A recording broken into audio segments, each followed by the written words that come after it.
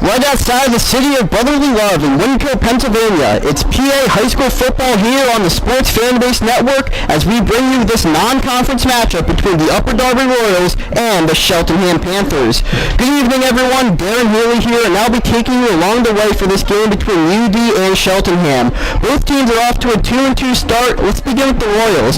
They have had a tough season as they're basically homeless right now. Their brand new turf field, which was installed in 2019, was deemed not safe to use for athletes. So as a result, they were basically a traveling football team. They dropped their first two games of the year, which included their first game against Bonder and Prendy being canceled midway through the game due to a false gun threat. They then got blown out against Garnet Valley, but have since bounced back and won two straight against Pencrest and Lower Merion. Meanwhile, for Cheltenham, they are looking in the shadows of their fantastic 2019 season. It's Coach Troy Gore's second full season as head coach of the Panthers, and him and his ball club have been playing some pretty close games. All of their finishes, regardless of win or loss, has been within 10 points, including a 7-6 victory last week over Springside Chestnut Hill Academy. A missed extra point was the difference in that one. Before that, they dropped two straight to a pair of Vikings teams in Perkiomen Valley and Northeast, but were able to take their season open against Abington 26-8. So for Cheltenham, this will be the last game before conference games begin next week. Meanwhile, for UD, they are looking to get some good experience against a tougher team as they get ready to get into the thick of their schedule also. It's a beautiful first day of fall here in southeast Pennsylvania. Starters and kickoffs to come right after this.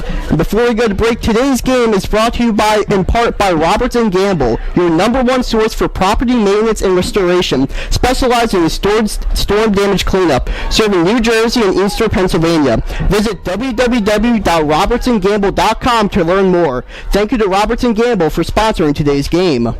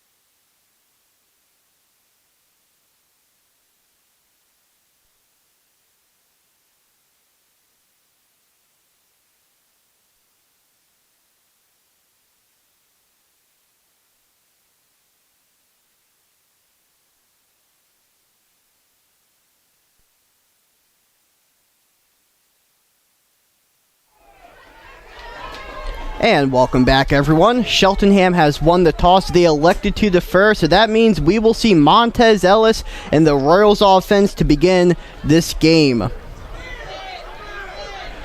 Beautiful first full day of fall here. You know it's fall when the temperatures drop and high school football is going on and all the leaves are changing colors.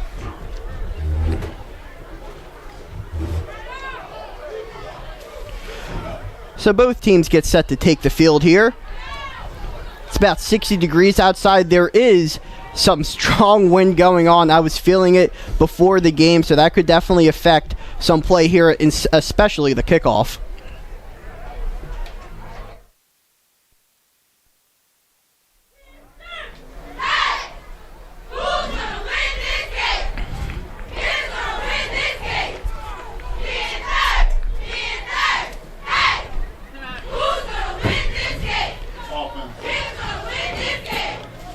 So Joshua Grady gets set to kick off here for the Panthers. Ellis and number 23, Andre Hennigan, are deep for Upper Darby. Ellis and Hennigan are back deep for the Royals. And away we go. Line drive kick fielded by Ellis. Went through his hands. He has to pick it up. Fields at about the 1. And we'll take it down to about the 15. So let's talk about Montez Ellis, the senior quarterback. When I say that he's a running back playing quarterback, I actually don't mean that as an insult. He is legitimately a running back by nature who just happens to be their quarterback. And in fact, you will see a couple of times number 5 line up in the backfield as a halfback. Sometimes we've seen it with number 9 Marcus Kemp taking the snap in more of a wildcat formation, or we'll also see the backup quarterback Nate O'Donnell taking the snap either under center, in the pistol, or in the gun, handing it off to Ellis. But will be Ellis taking the first snap with LeVar Jackson in the backfield with him.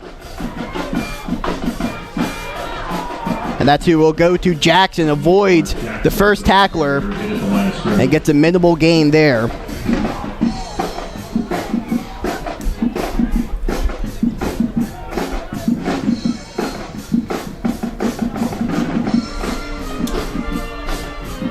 So Upper Darby's offense is definitely a run-first and a run-heavy offense. You'll see a lot of read options, a lot of wildcats, and you'll also see Montez Ellis himself use his legs a lot to gain yardage. I think just about every game they have played so far, Ellis has had a huge gain on the ground.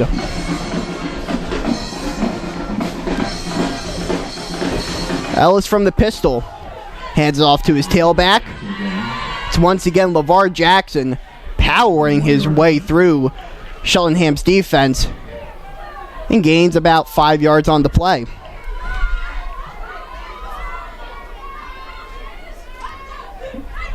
Five-yard gain, 3rd down and 4. So it'll be 3rd and 4 here for the Royals, who are without their starting tight end, Namir Jeffries. So you'll see the sophomore Martin Corona taking his place. Zion Jenkins, the receiver on the near side. Can go in the slot. And Xavier Moore, far side receiver. Ellis from the gun takes it himself right up the middle.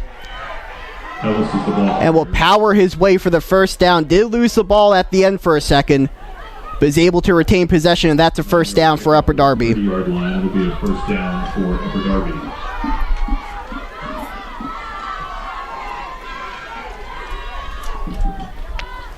So UD able to convert there on 3rd and 5.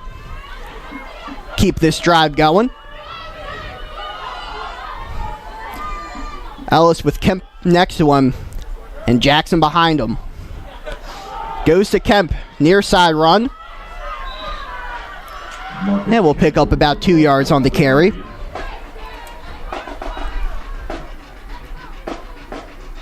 The 33-yard line, pick up a 3, 2nd down and 7.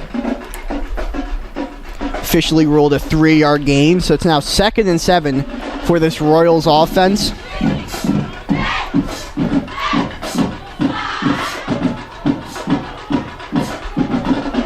Once again in the gun.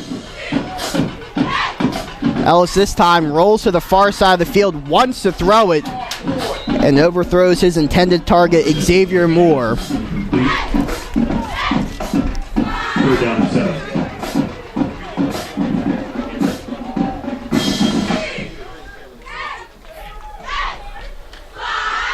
So just throughout the season, we have seen Upper Darby open up their playbook more. I know the past few games they have been getting a lot more of pre-snap motion involved, as well as running a couple of other plays.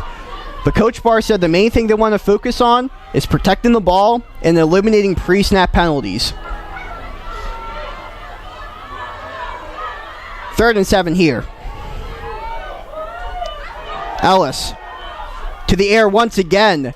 Over the middle was incomplete. Intended for Jason Bateman. And that'll bring on the punt unit.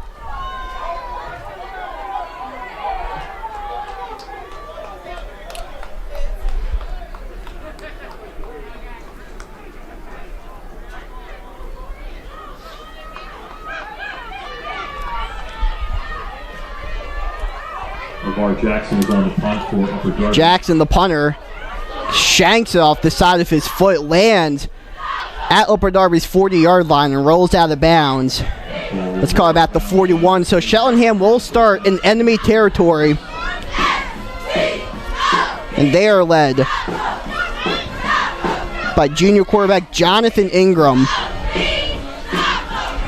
Ingram, more of a pocket passer.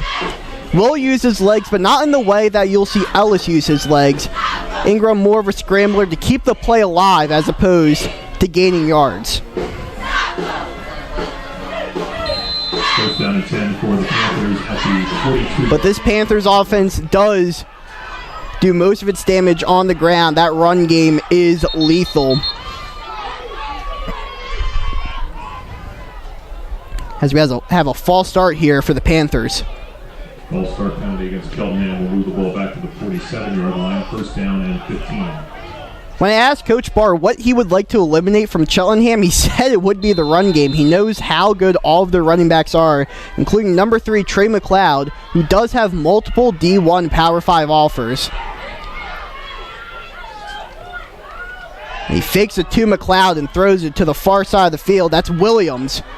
Jonathan Ingram's pass is complete to Zaire Williams. Gets about 5 yards, makes up the yardage loss there on the false start.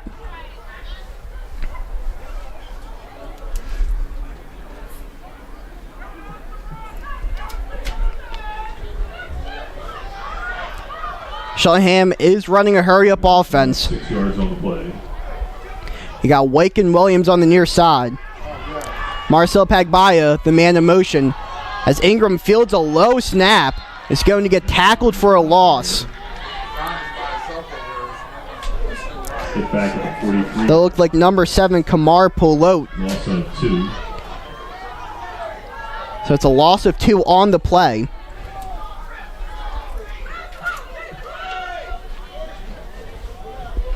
That'll bring up 3rd and long here for the Panthers offense. An offense that scored a touchdown in the first quarter of their last game and were shut out for the remaining 3 quarters. 3 receivers near. Ingram wants to go to the air. Blitz coming over the middle. Pass is going to be caught over the middle. And running into the touchdown is Jules Arthur. Under pressure, Jonathan Ingram lays a dart to his junior wide receiver, Jules Arthur, over the middle of the field. And Cheltenham converts to 3rd and long and are able to get into the end zone with it. They're an extra point away from leading at 7-0.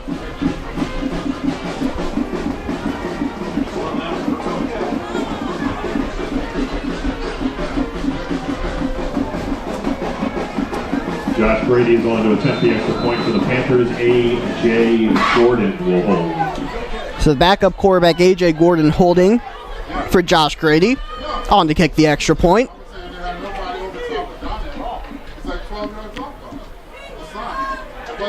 Kick is up and in, so Cheltenham able to score on their opening drive, leading Upper Darby now 7-0. Royals coming back for their second drive right after this.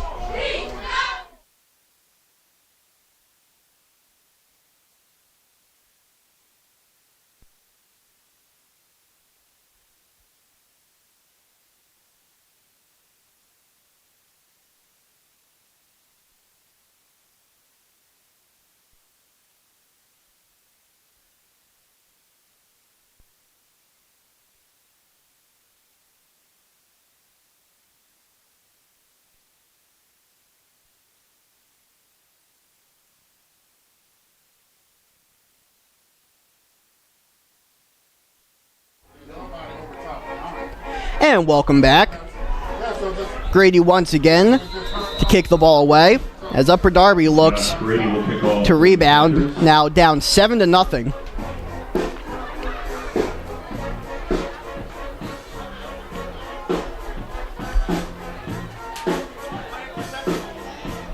Jackson, the deep man for Upper Darby.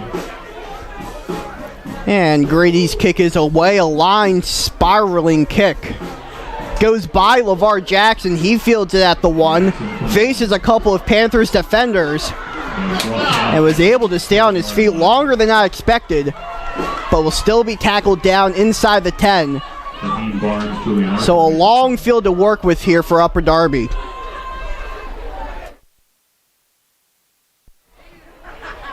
First down and 10 for Upper Darby at the 7-yard line.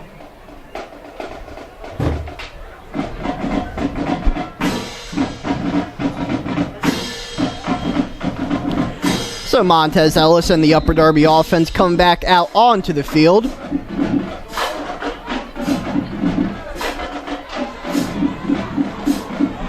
In the pistol with Kemp and Jackson as the tailback.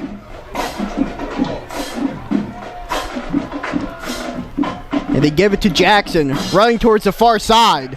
Upended by a Cheltenham defender, but he's able to get the first down.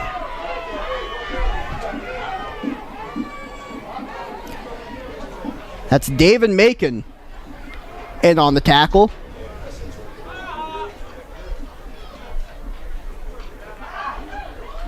So Upper Darby moves the chains on their first play. 13-yard pickup for Jackson. Upper Darby has a first down at the 20-yard line.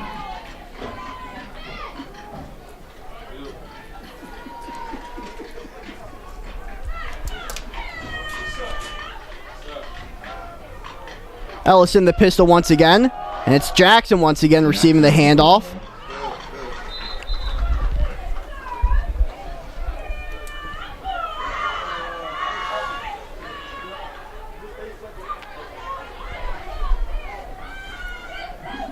Short gain play to the 22-yard line. Second down and 8. So Jackson gets it to the 22, already over 40 rushing yards for LeVar Jackson. Excuse me, over 20 rushing yards. Kind of forgot how tallies work for a second. Ellis is in the gun. Fakes the play action, keeps it himself. He is hit the line of scrimmage. But nothing much going there. He on the right. No gain on the play. Makes the stop for the Panthers. And it will be a 3rd and a long 7 for the Royals.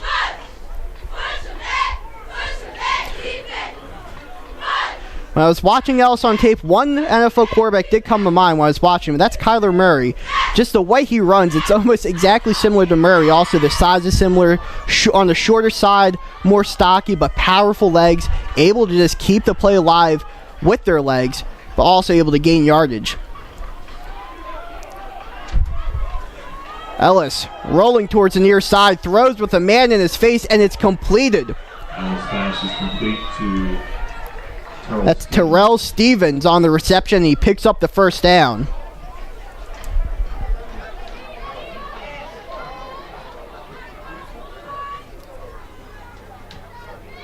Not that bounce at the 33-yard line, a pickup of 11, and Upper Darby first down.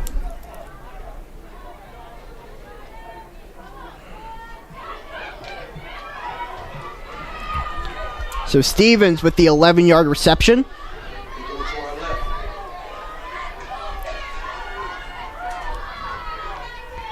Ellis hands it off to Jackson. Kemp is the ball carrier. And he goes up the middle for a small gain there. Excuse me, that was Marcus Kemp on the carry, his second of the game. Gain of a yard on the play, second down and 9.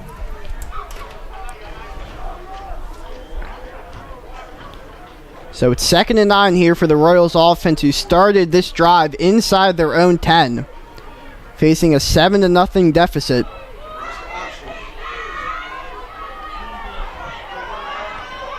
As Ellis now wants to go to the air. Looking far side, pass is too high. Umaru Kengo, the intended target. Maru Kengo is the intended receiver. And that once again brings up a 3rd and long. Upper Darby was able to convert on this before. Let's see if they can do it again. Hey, Kev. Tell Justice they come. Tell Justice to watch his side. Tell Justice to watch his side.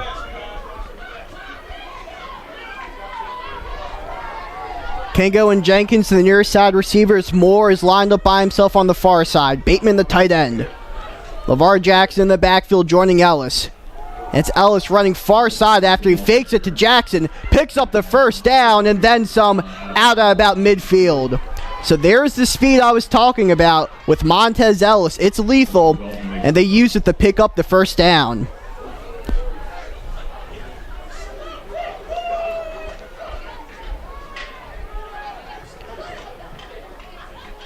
Ball will be placed right at midfield, maybe right beyond it, so Upper Darby is officially in enemy territory.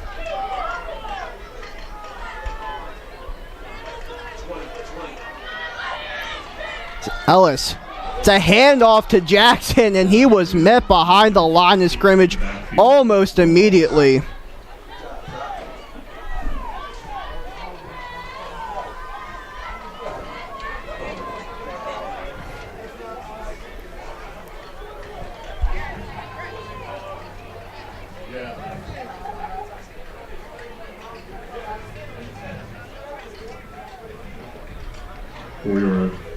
That 6-yard loss. So that's a loss of 6 on the play.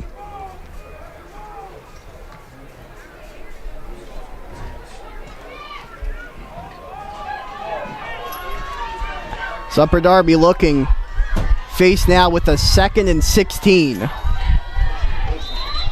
Man in motion, flag thrown right before the ball was snapped. It's a false start on the offense. That's only going to back up Upper Darby even more. Upper Darby, 5-yard penalty will move the ball back to the 39-yard line. So 2 plays ago, they were beyond midfield. Now they're at the 39-yard line. It's 2nd and 19.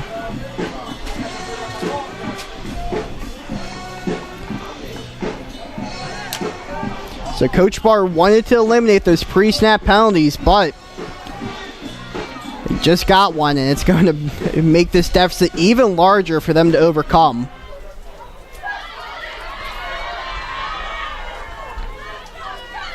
Ellis looking for the air, under pressure, fumbles the ball.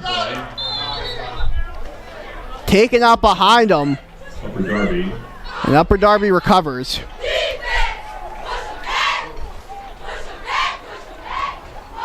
It's Justin Bateman recovering the fumble, the offensive lineman.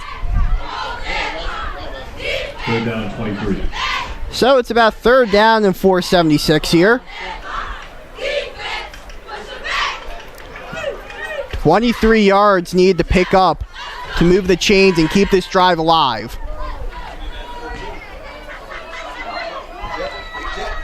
Kengo in motion, fakes it to him. LeVar gets the handoff, but Cheltenham was ready for it, and that play goes nowhere, and Upper Darby will be forced to punt after what started as a promising drive, but a couple of tackle for losses and penalties ended up putting a stop to it.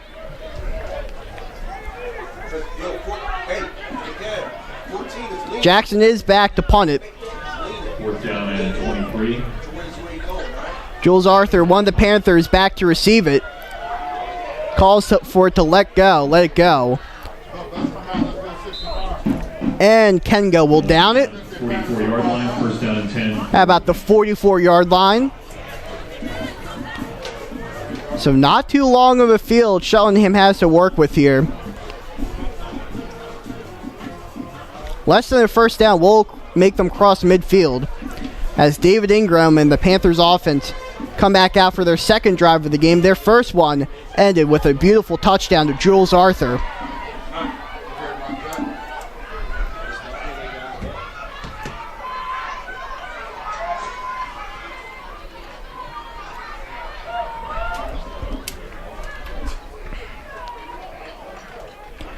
Arthur had a 30-some yard receiving touchdown.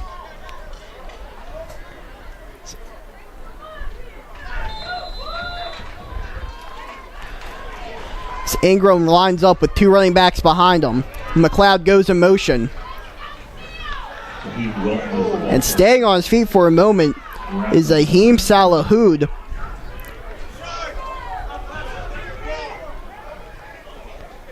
He's able to bounce off the first tackler. But then too many people started to get there. And there will be no gain on the play. It's 2nd and 10.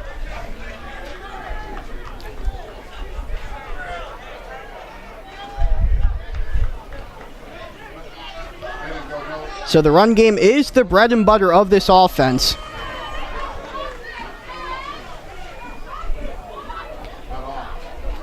Salahoud and McLeod are in the backfield with Ingram. Ingram looking to throw. Man in his face. Pass too high. Incomplete. Laquan Sanford, the intended target on that one.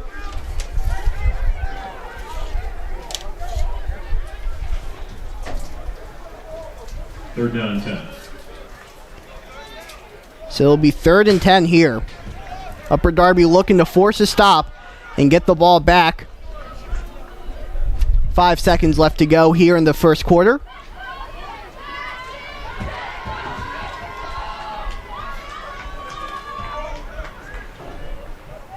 As Sanford, the lone receiver on the near side, Arthur, Ayari,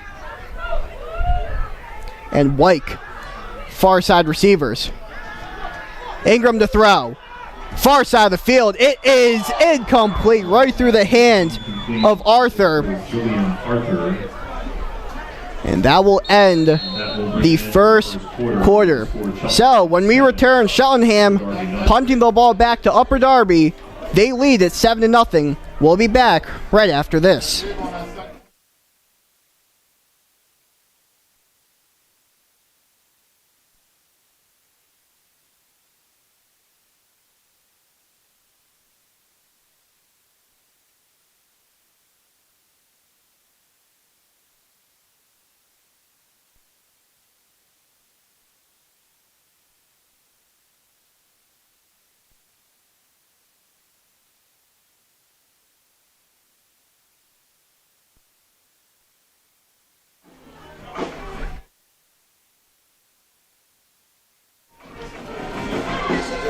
Today's game is brought to you in part by Robertson Gamble, your #1 source for property maintenance and restoration, specializing in storm damage cleanup. Serving New Jersey and Eastern Pennsylvania. Visit www.robertsongamble.com to learn more. Thank you to Robertson Gamble for sponsoring today's game. Josh Grady is on the punt for the Panthers. Grady back deep to punt it. LeVar Jackson will receive it. The deep man for Upper Darby. Kick is off cleanly, end over end punt. Will cross the 40-yard line and go out of bounds. So some better field position for Upper Darby to work with than what they had last time. Last time started inside their own 10-yard line.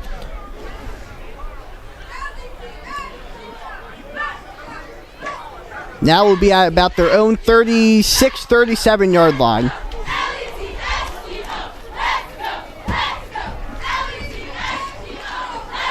So they showed them some promise on their previous drive, but a couple of pre-snap penalties and tackles for losses is what put an end to that drive. Upper Darby now looking to get into the end zone and tie the game up.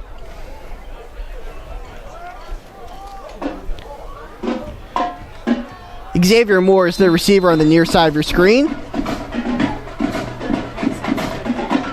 Ellis will hand it off to LeVar Jackson, rushing near sideline. Will be brought down hard.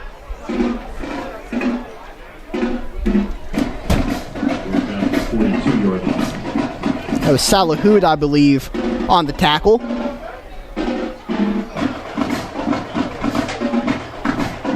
up 5 yards on the play. 2nd down and 5.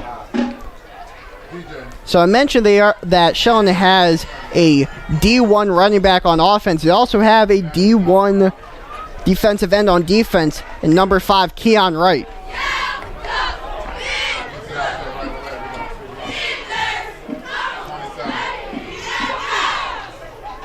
right? The edge rusher on the right side of the field. As Ellis fakes it to Jackson. Keeps his legs churning. It looks like he might pick up the first down.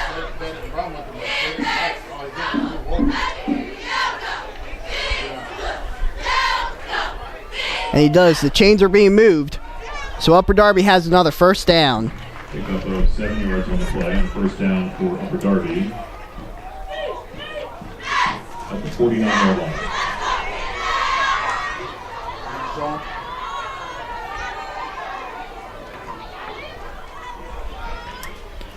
Ellis is in the gun.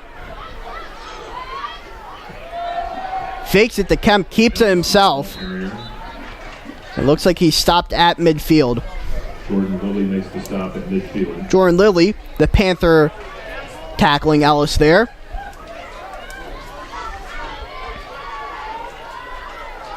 Gain of a yard on the play. Second down and 9. So it'll be a 2nd and 9 here for the Royals offense. Jenkins and Moore, the outside receivers. It's a handoff to LeVar Jackson. Jackson met behind the line of scrimmage. Another tackle for loss there. That'll bring up 3rd and long once again for the Royals. About the 3rd or 4th time they have faced that so far this game. 9:30 left on the clock here. 5-yard loss back to the 45-yard line. 3rd down and 14. So it's a 3rd and 14 Upper Darby has to make up here to keep the drive going. Cheltenham's defense has looked good so far. Done a great job limiting Upper Darby and the yards they've been able to gain. Kemp in the backfield. Jackson in motion. They hand it off to him on the jet sweep. And the ball is stripped. There's a Cheltenham defender running all the way to the end zone with it. That's Trey McLeod. And he takes the ball right out of Jackson's hands and is able to score a defensive touchdown there for McLeod.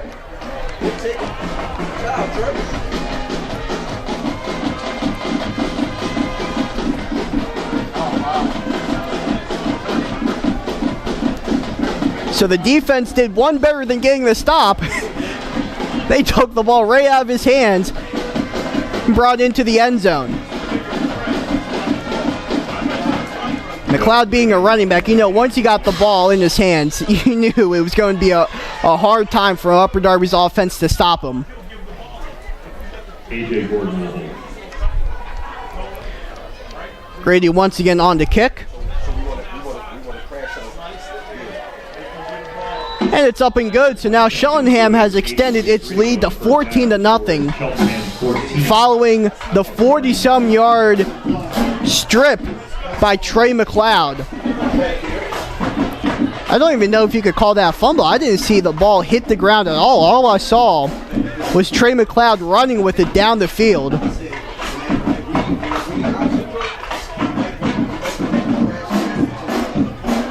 So a huge play there for Cheltenham, whose offense struggled last week. They're able to get some help from the other side of the ball here.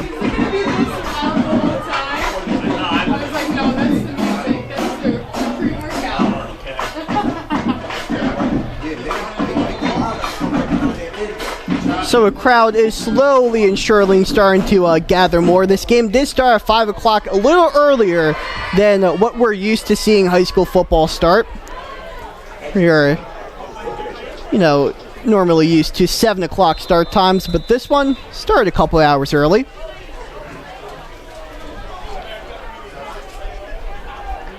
Josh Brady to kick off for the Panthers. Jackson is back deep to receive the kickoff from Grady. As the ball fell off the tee. It's also worth mentioning that Cheltenham will receive the second half kickoff.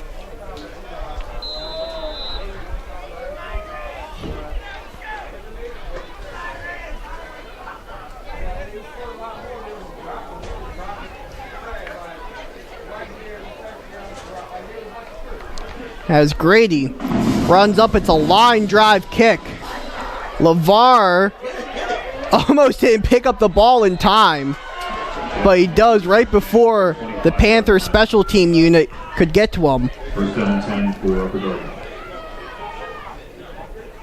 Zaheem Salahud, the one making the tackle. Upper Darby will start at its own 25-yard line.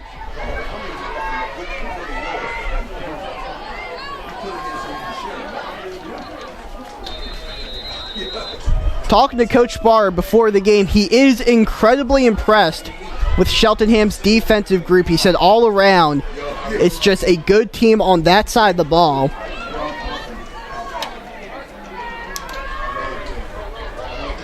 So they knew coming into this that's going to be a challenge for their offense going up against this Panther D.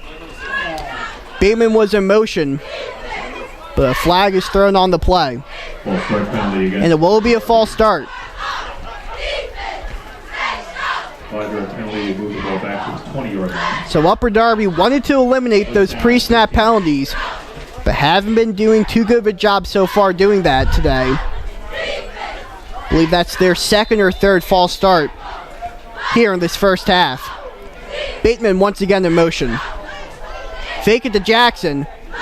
Ellis jukes out a defender. He's going to take it himself. Ball carrier. Breaks another tackle. He's still going down the far sideline. Oh, they're going to rule him out of bounds. Out of bounds on the far sideline. Broke a tackle of Bricks Williams. Let's see where they rule Ellis out of bounds. Boy, you saw him high-stepping. He only had one man to beat, and that was Jules Arthur for pay dirt. But still a nice gain here, Ellis out of bounds at the 44-yard line. as the ball will be placed at the 44-yard line. Pick up with 24 yards on that run. So a 24-yard rush there for Ellis. First down On a for- scramble, mind you.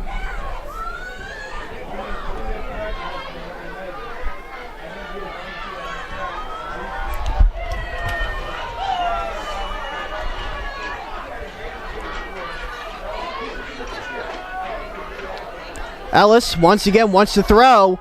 He's going to take it himself. Tackled by the legs there by Keon Wright. Right.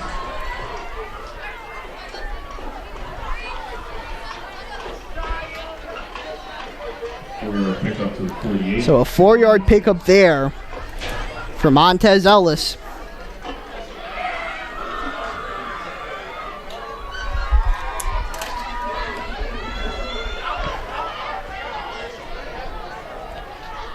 Two receivers near side. That's Moore and Terrell Stevens in the slot.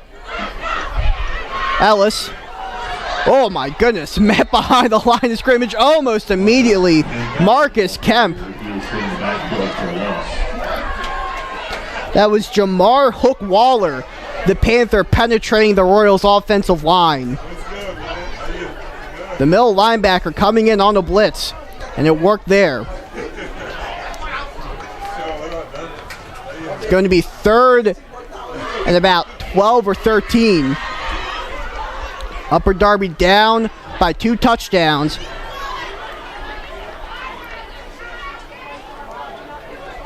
Third down and 8. Same set with Bateman coming in motion near side. Ellis rolling towards us. And it's just going to give up and go down. There were already a couple of Cheltenham defenders in the backfield, and you decided not to risk injury. It looks like they might keep the offense out on the field. There is a flag on the play. Oh, it's offsides on the defense. Personal penalties against Cheltenham. Excuse me, it was encroachment. So that moves the ball up, but it's not a first down. Upper Darby still needs to gain about 3 yards for that. So an extra chance here for them. Third down and 3. Same formation. Ellis swings it out to Jackson, but it's incomplete. For LeVar Jackson.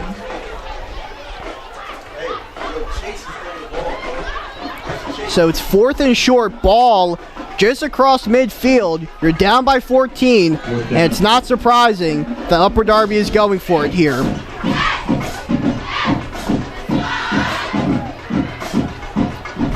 So what's your best play to gain 4 yards?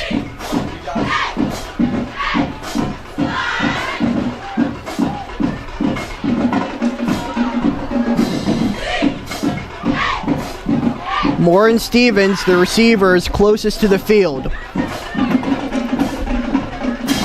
Ellis might be trying to draw him off sides before actually snapping. Backs up. Let's see if they go with a little quarterback kick action. Cheltenham is sending a receiver back deep. It's a high snap. He just gets the kick away. And no fair catch called. Cheltenham's going to try to take it. He jukes out a defender. He has a little bit of open room. Breaks another tackle, but goes out of bounds. That was Jordan Lilly, the linebacker who also plays running back, showing off some of his elusiveness there on the punt return.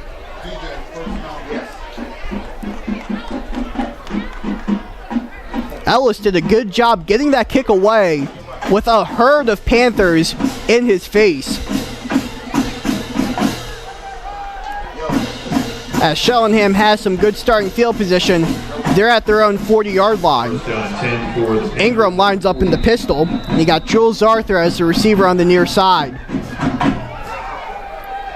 Kingo goes in motion. It's a handoff to the tailback, and met by a couple of Royals in the backfield. Zahir Birch in there on the tackle, along with Kamar Perlote, as Trey McLeod received the handoff. Panthers hurrying it up.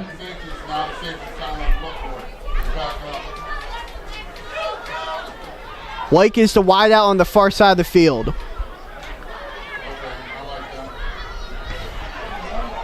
You also got Zaire Williams and now Jules Arthur motioning that way also. So it's a 3 receiver set to the far side. Ingram wants to throw. Fires, passes, caught over the middle of the field. That's Zaire Williams. He has some speed. He's trying to outrun the Royals defender. And will go down at about the 25-yard line.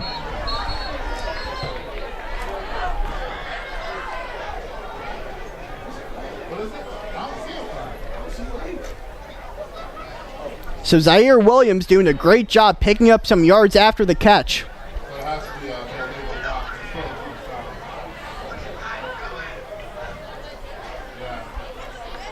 I believe they're calling a chop block now on Cheltenham, blocking below the waist. So that will actually negate that play. That's a shame because Zaire Williams, fantastic reception there.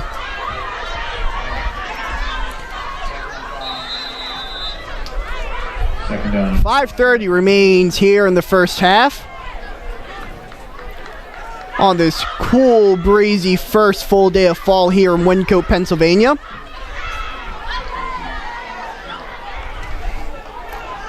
Arthur White and Donovan Ayari are your far side receivers. McLeod is the tailback. Ingram gives it to him. He goes up the middle.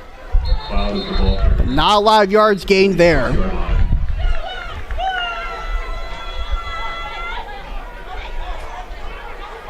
A lot of the student section now is here for Cheltenham. I believe their theme is pajamas, just based off what they're wearing. That or maybe they are just that cold. As a timeout is called here by Cheltenham. So we'll take a quick break. Second quarter action will resume after this.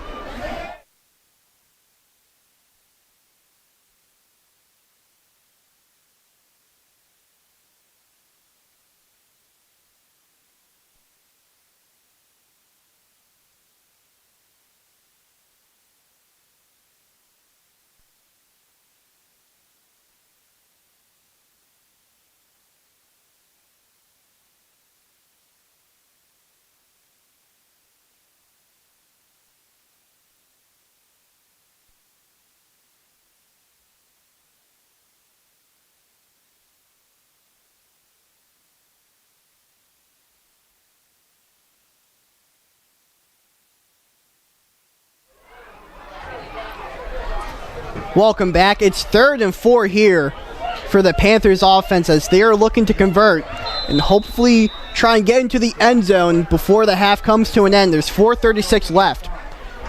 Ingram wants to throw. Pass is caught far or near sideline. Laquan Sanford, the Panther, hauling that one in.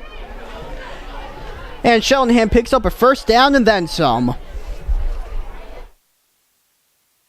Upper Darby territory to the 44-yard line. At Upper Darby's 44, they're going with the hurry up. Ingram once again the gun, 4 receiver set, 2 on each side. Jules Arthur seems a little confused. It's a pass play once again, far side. And caught and being tackled is Donovan Ayari. Short pickup there, but keeps the ball moving.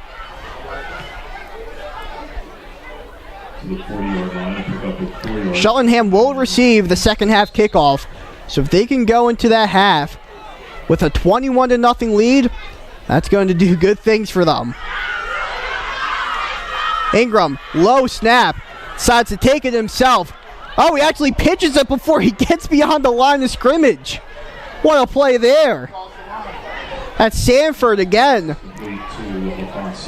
No illegal forward, or unless they're debating it. That looked like an underhand pass there from Ingram. And they deem it legal. 1,000 IQ play there from the quarterback. And that brings up 3rd and short. 3 yards on the play.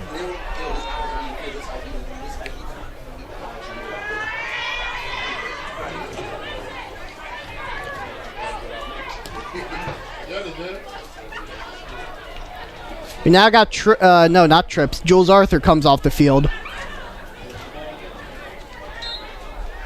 It's 2 receivers near, 1 on the far side, 1 tight end. 3rd down and 2. On 3rd and 2, Agbayan in motion. They hand it off to Salahud. Raheem Welton with the football for the Panthers. Gains a couple of yards, but it's not enough for the first down. 35-yard line.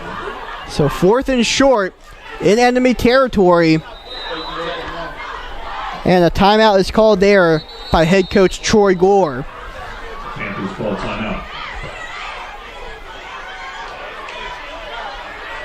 So Gore and his Panthers are off to a 2-2 start, but he isn't too happy about that. He feels like they should be off to about 3-1 or 4-0 start. All 4 of their games that Cheltenham has played so far has been decided within 10 points, regardless of win or loss. Last week, it was a 7-6 win. 3 out of their 4 games. They won their first game 28-6 against Abington. But this is Gore's 2nd full year. So he has seen an improvement in himself from year 1 to 2. He's learned to, start to love the kids more. He's growing chemistry with them. And he definitely does want to get this team back into its 2019 state championship game form, but does acknowledge that those are large shoes to fill. So it looks like they're lining up in the I formation. McLeod, the tailback. It's a play action. Boot to the far side. It's caught and breaking a tackle and striding into the end zone is Tyrese Alexander Lee Odom. Alexander Lee Odom for a Cheltenham touchdown. Lee Odom did a fantastic job catching the pass on the curl route and turning around immediately, using his speed to outrun the Royals defender. And Cheltenham is now an extra point away from making this a 21-0 lead.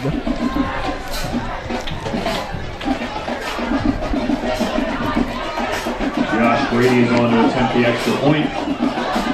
A.J. Gordon will hold. So the hold from Gordon, Grady's extra point, is off the upright. It's no good. No good.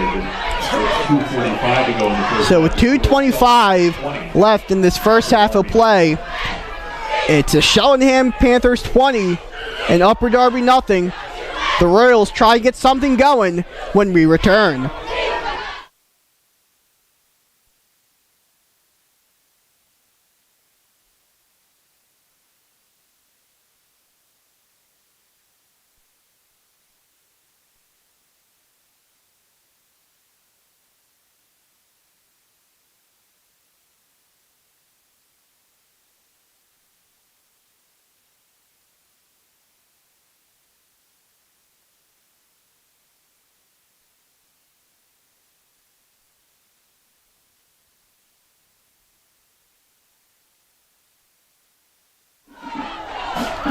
Alumni Field is buzzing here after that touchdown reception from Tyrese Alexander Lee Odom to extend the Panthers' lead to 20. 2:45 remains here in this first half. Upper Darby has had little to no offensive success so far. You could probably say the same thing about defense, as they have allowed 20 points in the first half. Josh Grady will kick off for the Panthers. Grady once again the man to kick it away for Cheltenham. LeVar Jackson back deep to return it for the Royals. Line drive kick. And going towards the far sideline with a little bit of running room For Upper Darby, is Andre Hennigan. far sideline around the 35-yard line. First down and 10. For So a good return there for Upper Darby.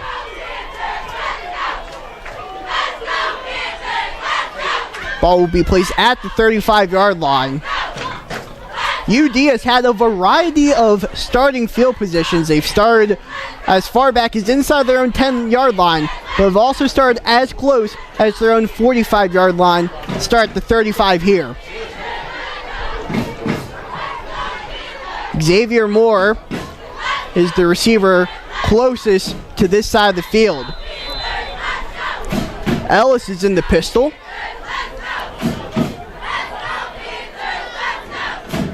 It's a handoff. No, they fake it to LeVar Jackson. Throws it to the sophomore tight end, Martin Corona. And it goes right through his hands. Corona starting in place of the senior Namir Jeffries, who got injured last Friday. Isn't playing here today.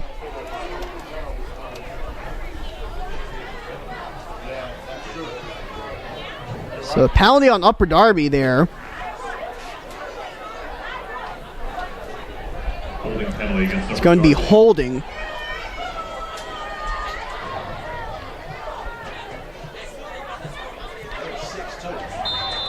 the ball back to the So it's going to be first and 20 from the 26. Got Kengo and Moore near side. Zion Jenkins on Upper Darby sideline. Ellis calls his own number. Running towards the far sideline. Is still going. Evading multiple Panthers defenders. carrier.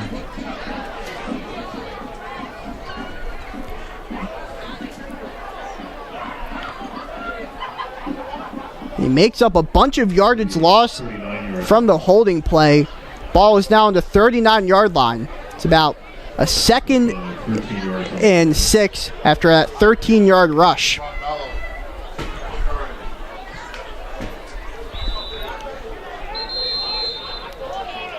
Whistle is blown as I believe Cheltenham will take its second timeout of the half. $1:53 left on the clock here. Panthers would love to stop Upper Darby here and go into the second half with at least a 20-point lead, as well as getting the second half kickoff.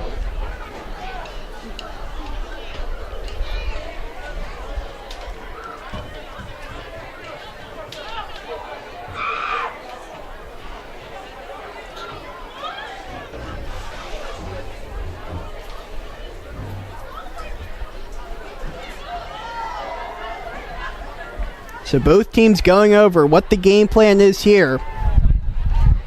It is obviously 2-minute drill situation. So if Upper Darby picks up the first down, you can expect them to go with the hurry up. And, you also want to have a couple of plays ready at the line. So if you do pick up the first down, or if you don't pick up the first down, you can run that hurry up and everyone knows what play you will be running next. 2 receivers far. Moore near side. Jet sweep fake to Jackson. Ellis takes it up the middle. And it's not enough for the first down, but it does get them closer. Ball's at the 43-yard line. 45 is the first down, and there they go, running the hurry up. Third and short, excuse me. Third down and 2. Cheltenham showing the blitz.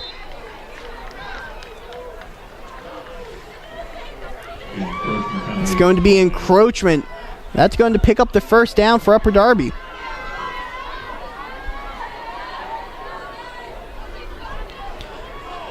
So the Panthers showing some third down pressure, comes back to bites them.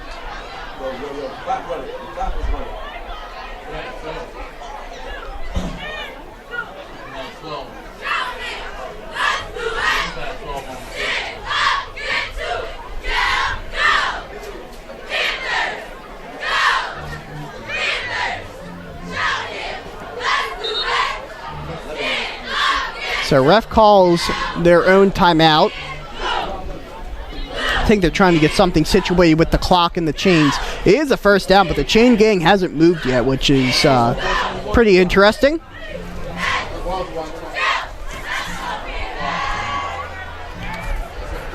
But while we get this sorted out, let's tell you about one of our sponsors for today's game, Roberts & Gamble, your #1 source for property maintenance and restoration, specializing in storm damage cleanup, serving New Jersey and Eastern Pennsylvania. Visit www.robertsandgamble.com to learn more. Thank you to Roberts & Gamble for sponsoring today's game.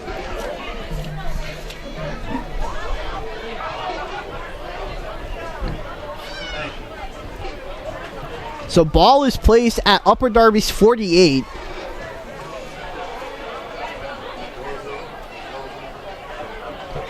But what's weird is that the chains haven't moved yet.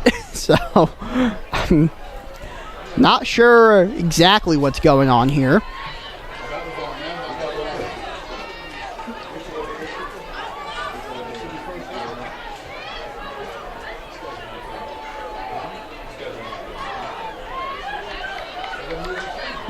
And I think they're finally getting it sorted out here. Yeah, they are. So chains finally moved. It is first down. And there's 1:32 remaining in this half. Jackson goes out wide after starting in the backfield. He now comes back in motion. Fake it to him. Now the toss to him on the screen. Unable to break that tackle of the Cheltenham defender.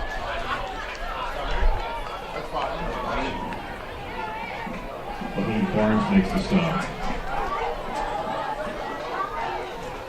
So Barnes in there on the tackle. Fahim Barnes. And Upper Darby running no huddle again. Second down and 10. Ellis looking to throw. Evades Brooks Williams. Takes it himself. Keeping his legs going. Picks up the first down and fighting for more yards.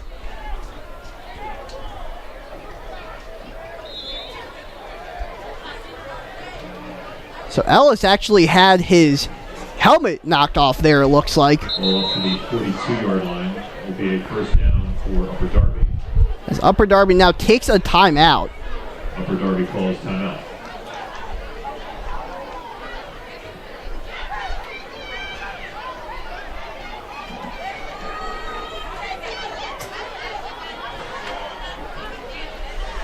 So a timeout called there by the Royals.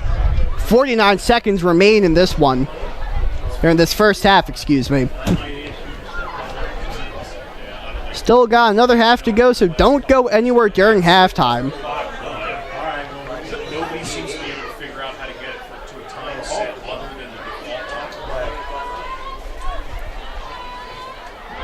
default. So Upper Darby has the ball in Cheltenham territory for about only the second time so far today. We got Xavier Moore lined up near side. First down at 10 for Upper Darby at the 42. Man in motion, they fake it to him. Then give it to LeVar Jackson. Jackson with the football. Jackson carrying it, still on his feet, dragging a herd of Panthers defenders on his back. Down to the 33-yard line. Gets it to the 34. Not enough for a first down, but the clock is running. 28 seconds. Upper Darby has to do something fast here. That's why you have multiple plays ready. Ellis rolling far side. Pump fakes. Jukes. Ellis is the ball carrier. And maybe gets the first down. 11 seconds on the clock. We're down to the 32-yard line. And Upper Darby calls timeout. So they don't get the they do get the first down. Clock would stop anyway, but Upper Darby does take the timeout. So you have 11 seconds here. That's about enough time to maybe try pass towards the sidelines to make it closer to the end zone, or if you want, just take 2 shots at the end zone, see what happens there. Really all does depend on the defense that Cheltenham calls. Ball is at about the 32-yard line of Cheltenham. So this is the furthest in Panthers territory that Upper Darby has been so far all game. Xavier Moore is your receiver near side. You got Omaru Kingo in the slot. And far side, you got Zion Jenkins along with Terrell Stevens as he's in motion. Ellis over the middle, incomplete, right through the hands of Terrell Stevens. Complete. Intended for Terrell Stevens. Covered by Mooney Salahud. So that only took 5 seconds off the clock. It's second down and 10. They don't have any timeouts left. So anything short of the end zone that's completed, or excuse me, I believe they took their final timeout, so now they don't have any timeouts left. Their final timeout. Anything short of the end zone has to go out of bounds unless it's a first down. Of course, clock stops to get the chain set, and then once you're set, you can then spike the ball there. So it'll be interesting to see what they dial up here. Upper Darby does have some great size at receiver. Both Jenkins and Moore are kind of what you would think as like X-style receivers. Big, tall, guys who want to have catch 50-50 balls.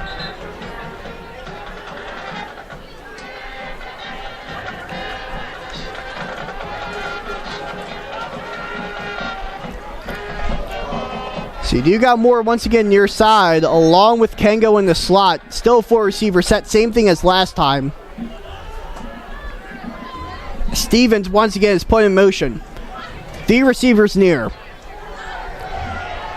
Ellis facing pressure, and down he goes. A bunch of Panthers in there. Bringing into the first half of play with the score Cheltenham 20. As that will bring an end to the first half here.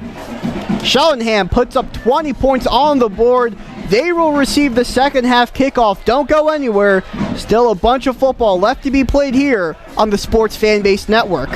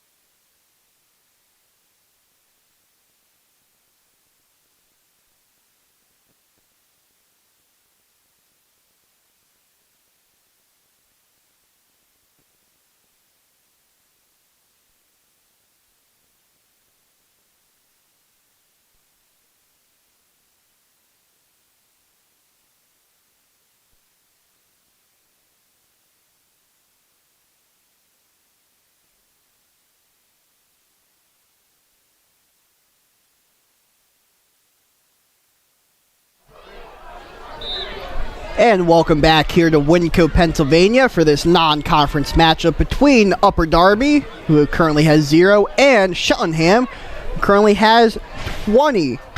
Quick reminder that today's game is brought to you in part by Roberts & Gamble, your #1 source for property maintenance and restoration, specializing in storm damage cleanup, serving New Jersey and Eastern Pennsylvania. Visit www.robertsandgamble.com to learn more. Thank you to Roberts & Gamble for sponsoring today's game. Once again, I'm Darren Healy, taking you along the way here on the Sports Fanbase Network. Make sure you follow us on all socials at the SFBN on Instagram, Twitter, and Facebook. Also, make sure to leave a subscribe on our YouTube channel, which you're currently watching today's game on. It means the world to all of us here at SFBN.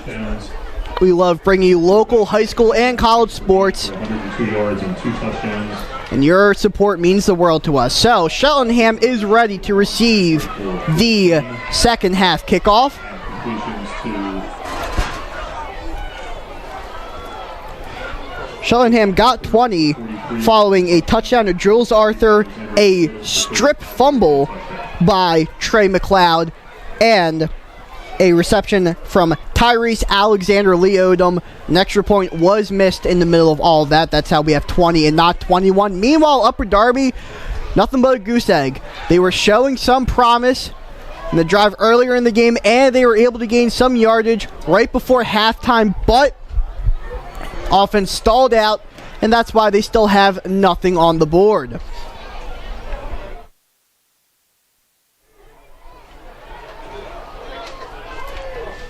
It's an absolutely gorgeous first day of fall here. First full day of fall, I should say. The wind has calmed down a little bit from before pregame. I was down on the field. Notes were just flying everywhere. It was not a fun time. Currently 61 degrees here in Wyncote. No precipitation expected in the forecast, so you can expect to continue to see clear, sunny blue skies, and I think they were on the wrong side of the field. Both teams switching what sides they were on. It happens, you know, nothing, not too big of a deal. If there was wind, definitely would have been a bigger deal had they kicked off like that, but not that much wind. The American flag to the left end zone, not stiff in the air.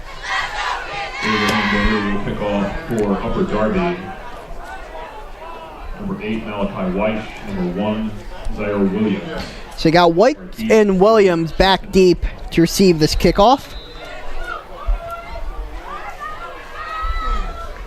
And the kick is a line drive that's going to be Williams fielding it near the 10-yard line, taking it towards the near side. Gets a block there. Gets another block. He has a little bit of room to run. Cuts it back. He has just a kicker to beat. Oh, and he just brings him down.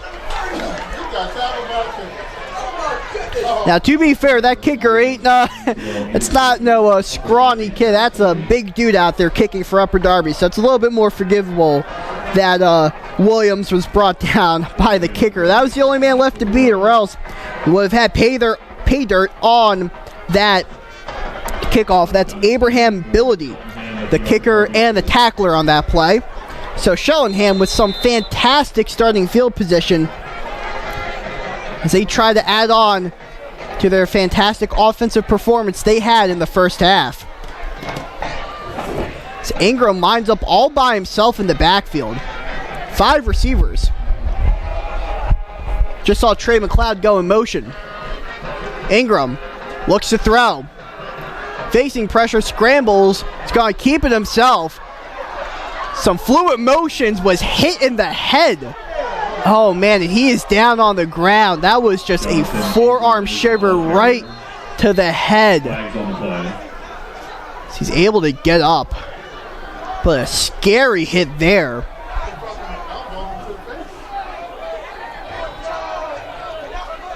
I think they are going to at least take him out for one play,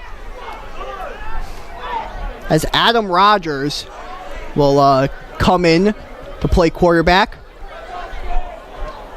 Pick up of 20 yards and first down. Ingram did get 20 yards on the play. Just nice, long, fluent strides on that motion.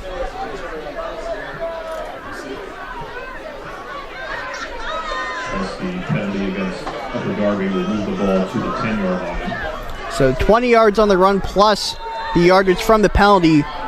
Cheltenham now in the red zone with Adam Rogers currently leading the offense. For the Panthers. Do believe Ingram is getting checked out for concussion. It's McLeod on the handoff. Hit at the line of Doesn't get anywhere there. And it seems Ingram just got his bell rung a little bit. He has his helmet back on, talking to coach. As I think, no, Rogers comes out. Ingram's coming back into the game. So only out for one play, so nothing too serious. Always something good to see.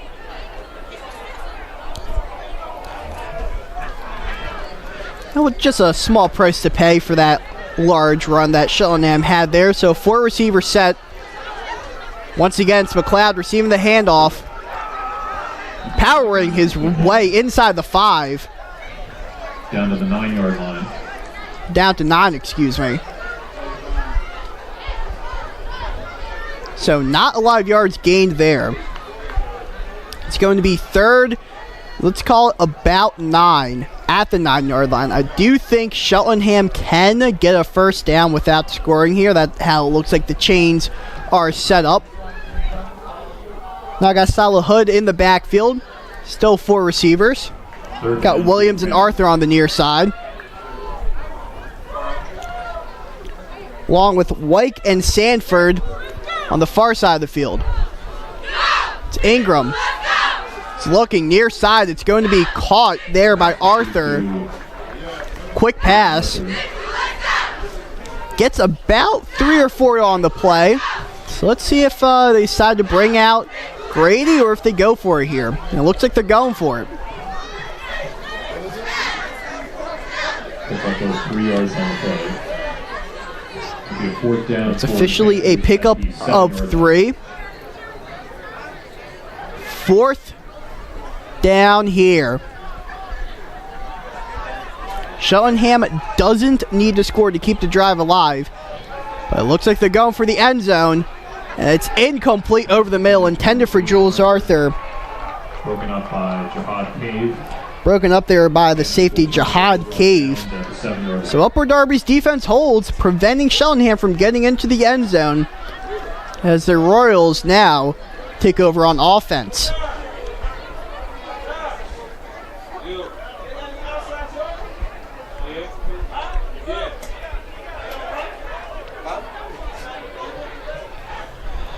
So Montez Ellis and the Royals offense comes back out onto the field. The ball at about the 7-yard line. So once again, starting a drive from inside their own 10, the second time that has happened for them today.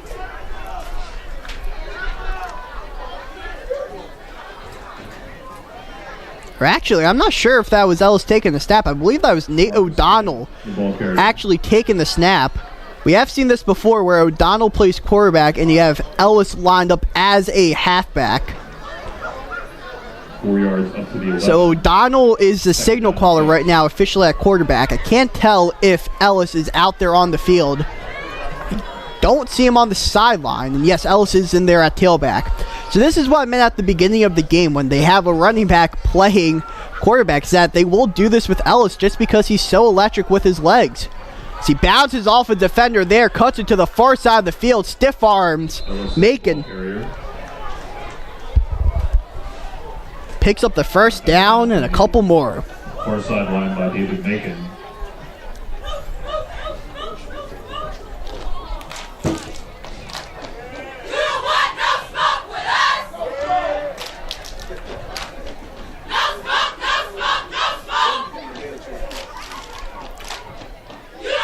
So Upper Darby moves the chains.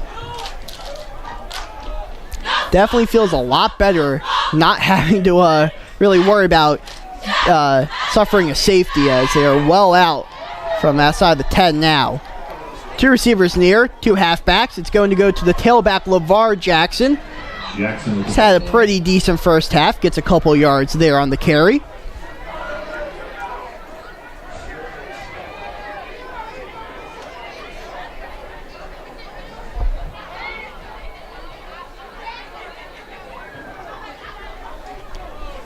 So it's now 2nd and 8 here for Upper Darby.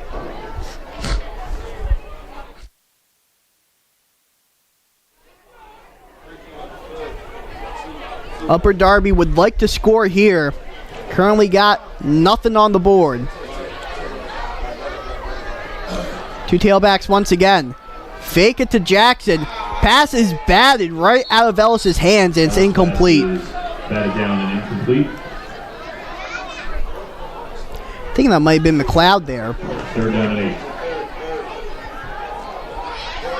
8. So it's now 3rd and 8. Let's see what Upper Darby calls here. Really got to get something offensively going. You were able to stop Cheltenham, who received the second half kickoff in the red zone. Now, you got to pay dividends to that. As Ellis looked to the air initially, now takes it himself. He has the first down. Across midfield, Montez Ellis still on his feet. He gets a block, stumbles down inside the 20-yard line. Montez Ellis, huge gainer.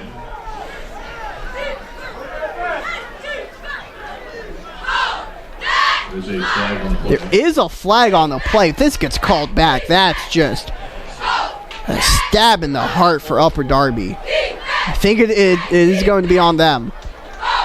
The holding call against Upper Darby. Wow.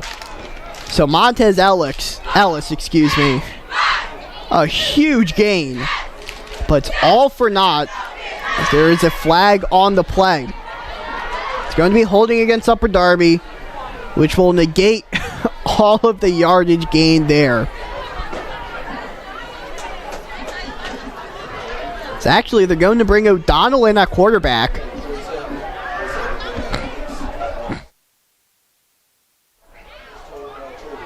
Kengo comes off the field.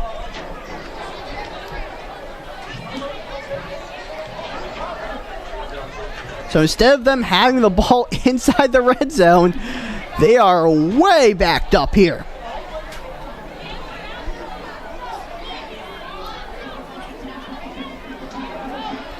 Backed up at their own 9-10 yard line. Let's call it the 10. As O'Donnell is in at quarterback. All the way back at the 10-yard. Jackson and Kemp are the halfbacks. Got Zion Jenkins near side. O'Donnell fields a low snap, will toss it over to LeVar Jackson. Has some open field, breaks a tackle. And it looks like he might have gotten maybe the first down, if not he's a yard short. Great play there by LeVar Jackson, getting the ball in the open field. Just taking the rock and going with it. It's going to bring up 4th and short. 4th down and 1 for So it's 4th and 1. O'Donnell receives the call from the sidelines, relays that to his offense.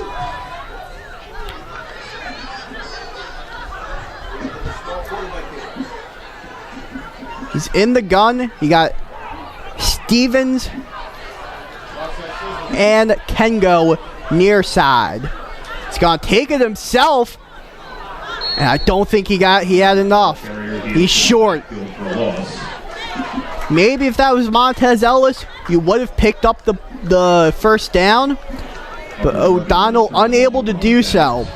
And that is just a drive you look back on at the end of the game, and that's where you say, yep, that's kind of where we lost the game. They had a huge rush there by Montez Ellis that was negated by a holding call. They were unable to kind of make up for it, as Cheltenham now has the ball at Upper Darby's 30.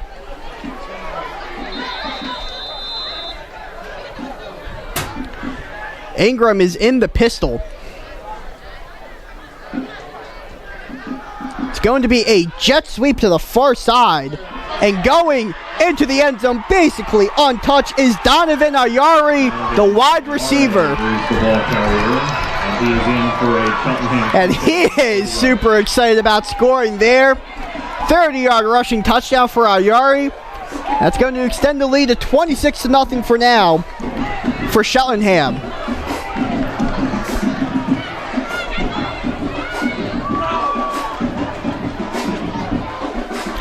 mean, Yari was just absolutely ecstatic to get into the end zone there, and I don't blame him. Scoring touchdowns are fun. So 5:51 left here in the third quarter.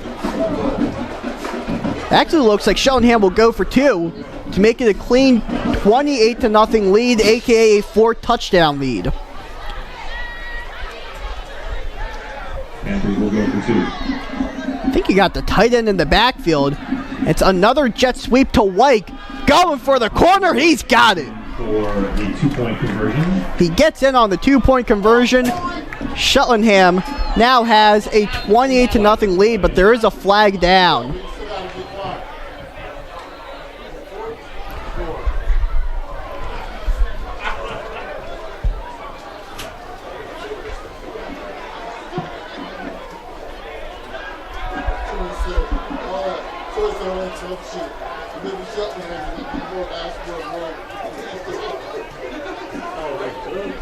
The 2-point conversion is good. 2-point conversion is good. There's an unsportsmanlike. It's an unsportsmanlike conduct on the offense. So that will be added on the kickoff. So the 2-point conversion is good. It is a 28-0 lead.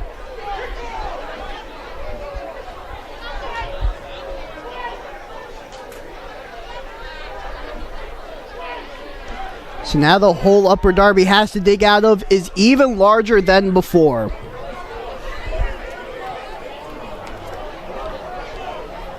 Hennigan and LeVar Jackson are the two players deep to receive the kick. I mean, you are struggling on offense a little bit. A good special teams play can really turn the tides here for a team that's struggling. As they, once again, actually they're moving it up just because of, they're moving the ball back where they're kicking it. So Upper Darby is bound to get good field position.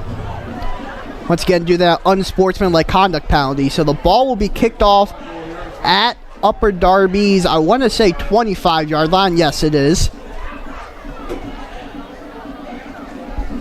Jackson and Hennigan back at about their own 25-yard line. So let's see how good of a kick Grady can get off here.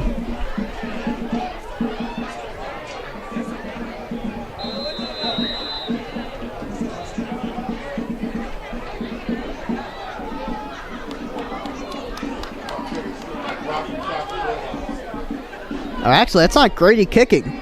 That's McLeod kicking.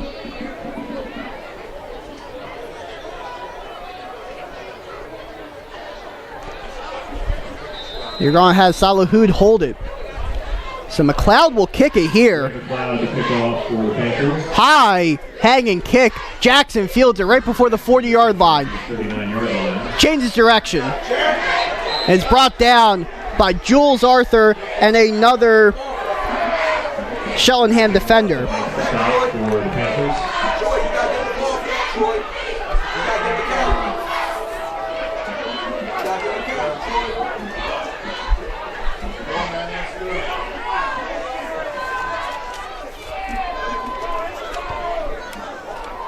First down and 10 for Upper Darby at the 48-yard line. So Upper Darby with good starting field position at the 48-yard line. So right before enemy territory. As it's O'Donnell again in that quarterback. So either they're trying something different with O'Donnell or Ellis is injured. He did come out after that long rush. Jackson bounces off a defender. Is unable to get anywhere. I mean, Jackson, I did see he got hit late, but he wasn't moving for a second. So maybe a gain of about half a yard there, not even. Second and long. Second down and 10. As O'Donnell remains in the game. I'm unable to locate Ellis on the Upper Darby sideline. So it looks like it's going to be the sophomore taking over from here. Two receivers near. One on the far side. That's Moore. In motion, and the ball comes loose. It's on the ground still, and I believe a Cheltenham defender has it. That was Andre Hennigan receiving the handoff on the jet sweep. And who picked it up for Cheltenham? Barnes on the ball for the Panthers. Naheem Barnes able to force it out. Fahim Barnes, excuse me. So Upper Darby unable to put that fantastic starting field position to good use as they cough the ball up on the second play. And Ingram and the Panthers offense once again comes back out on the field. They've been dominant all game. In the pistol. First down and 10 at the Upper Darby 43. You got Pagbaya in motion. Play action. Ingram over the middle. Deep for White. Incomplete. Fantastic protection there for Ingram, but just unable to connect there with White, and it's going to be an ineligible man downfield call on Cheltenham.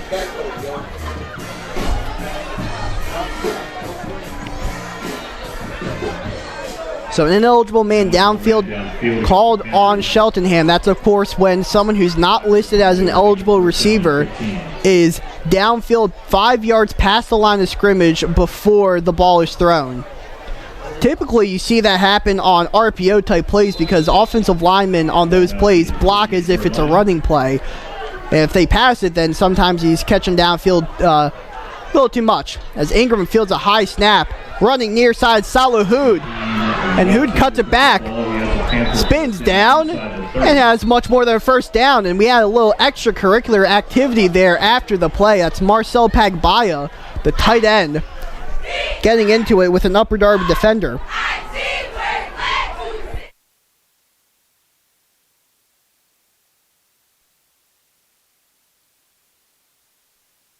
So 21 yards on the play. Ingram once again the pistol. Salahoud again receiving the carry. Pauses, reverses field, picks up some positive yardage.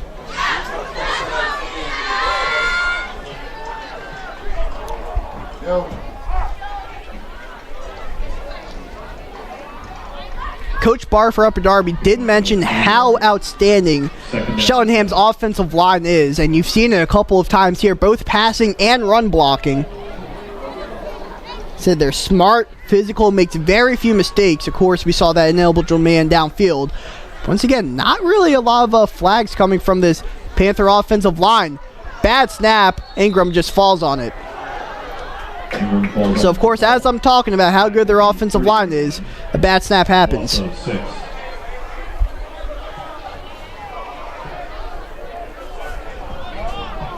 Third down and 13.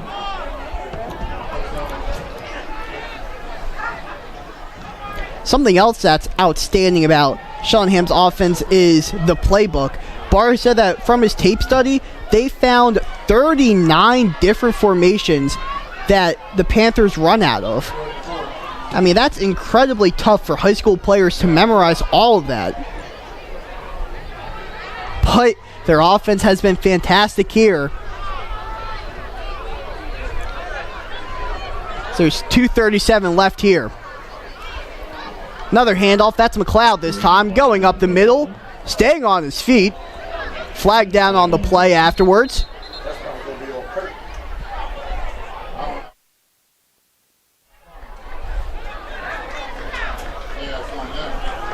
Ball down to the 22-yard line. So McLeod gets it to the 22. Ball is now moved up due to the penalty. It's going to be a face mask on Upper Darby. Upper Darby adds 5 yards to the end of the run. It's a 5-yard addition to the end of that rush, as Ingram and the Panthers offense still running hurry up. First down for the Panthers. Ingram fumbles the snap. Will look to throw, but is taken down. Kamar Perlote, the Upper Darby defender, and we see one of the offensive linemen standing up for his QB. At the 30-yard line. But no flag was, or there might have been a flag thrown. I don't see one.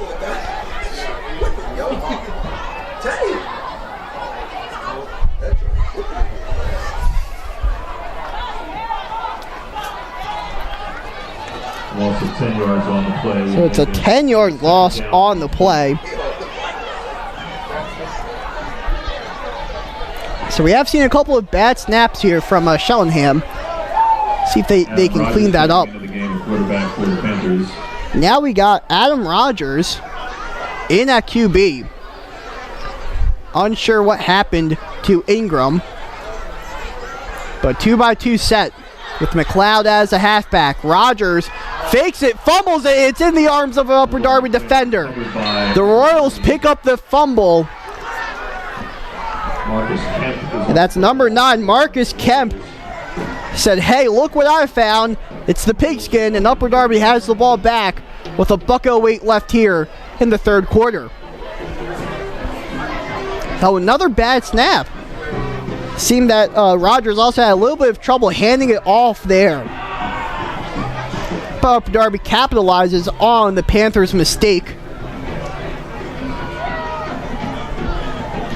So they once again look to try and get on the board, and they will remain with Nate O'Donnell in at QB. Jackson's in the backfield.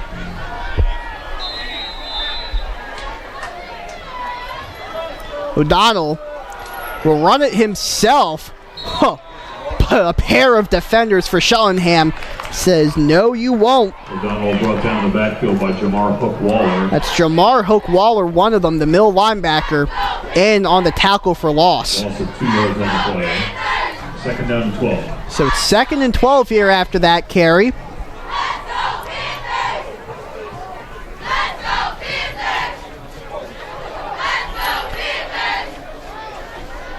I think that might be Kemp lining up as quarterback in the Wildcat. It is. He's going to take it himself near side, so Upper Darby trying anything and everything now to try and get some kind of points on the board. Up to the 35-yard line, pick up with a yard. So they gain a yard on the play, but still going to be 3rd and 11. O'Donnell trying to see what play call Upper Darby goes with here. And that will bring an end to the third quarter play with the score But 28. time will run out on the third quarter before we can get to that fourth quarter play, so don't go anywhere. Upper Darby tries to convert on 4th down and keep this drive going. If not, might as well just put a bow wrap on this game. Upper Darby's 4th down when we return.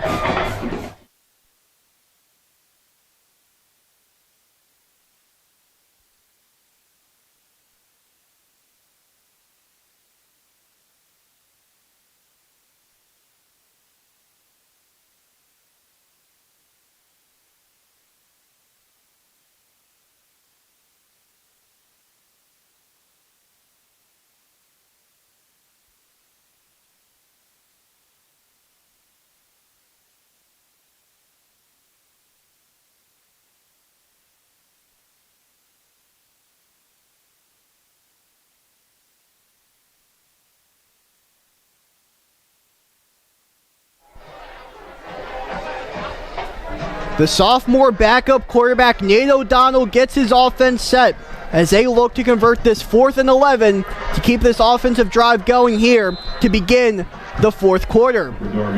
Puts LeVar Jackson next to him on the left side. We got Kengo in motion. Fake it to him. O'Donnell, just a little flip pass. It gets to Kengo, but he loses yards on the play. And Upper Darby will once again turn the ball over on downs. Kengo, the receiver for Upper Darby. Or excuse me, that was only 3rd down.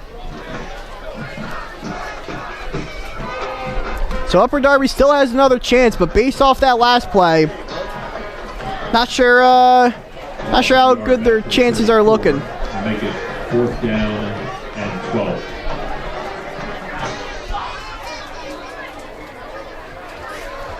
So they keep O'Donnell on the field, I believe.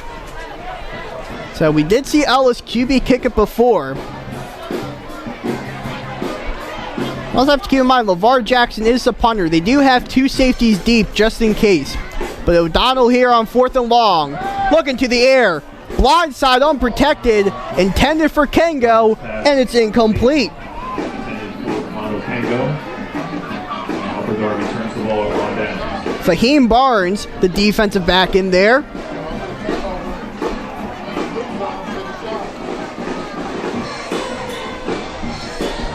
So Upper Darby once again turns it over on downs officially.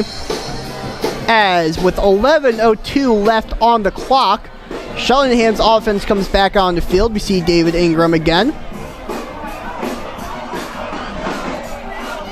Or Jonathan Ingram, excuse me.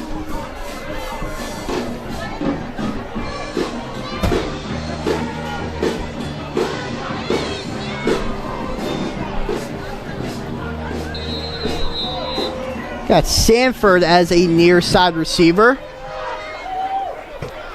Ingram is in the pistol. Oh, look at this.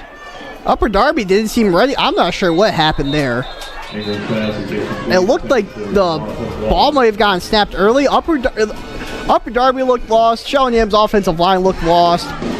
So Ingram did the right thing and just threw it away.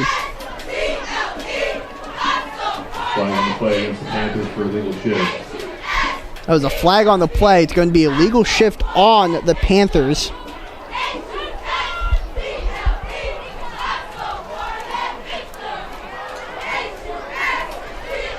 Also saw Jamar Hook Waller in there. That was the man in motion. That's technically who was illegally shifting. So it's a 1st and 15. So Hook Waller is in the slot. You got Sanford near side. Now they shift properly with Pagbaya also shifting. It's a handoff near side of the field. Salah Hood.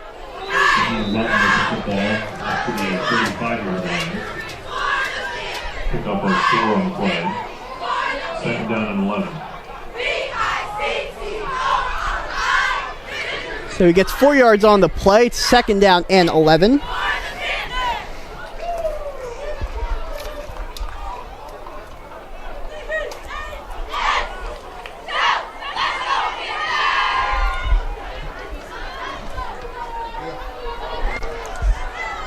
Second and 11 here for Ingram and the Panthers offense. That's McLeod as the tailback running over a Royals defender. Jihad Cave was the unfortunate recipient of that truck right there. Got to get off the tracks when the train is coming. Hurry up offense. Low snap fielded. Ingram has Pagbaya open. Flag is down. The tight end catches it. That's Pagbaya. Great improvisation there on a couple of players for Cheltenham, but there is holding, so play will not count. Sun is beginning to set here, leaving a gorgeous scene here over Alumni Field at Cheltenham High School.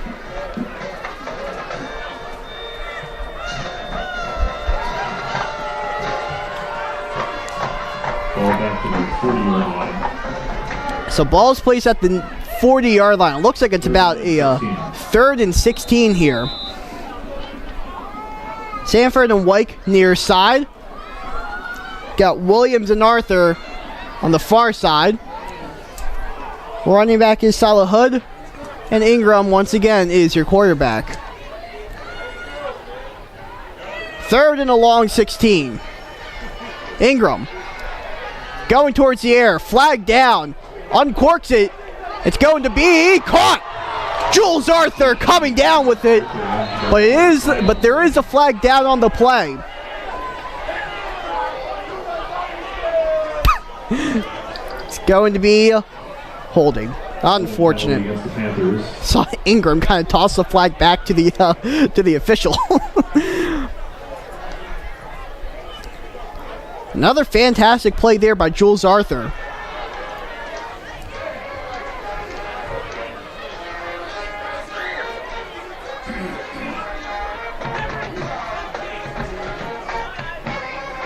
So Cheltenham, a long way to go. Panthers have a 3rd down and 33. It's about 3rd down in the Pennsylvania Turnpike. 3rd and 33 officially. You can honestly just assume that, they're going to go to the air, and they do. Ingram facing pressure, steps up, takes it himself. Holds on to the ball, gets it across midfield. To Upper Darby territory for the 47-yard line. It's tackled down at Upper Darby's 47, so don't think they're going to go for it, but, you know, better field position for your punter to punt it away. Make it a little bit easier to punt it inside the 20.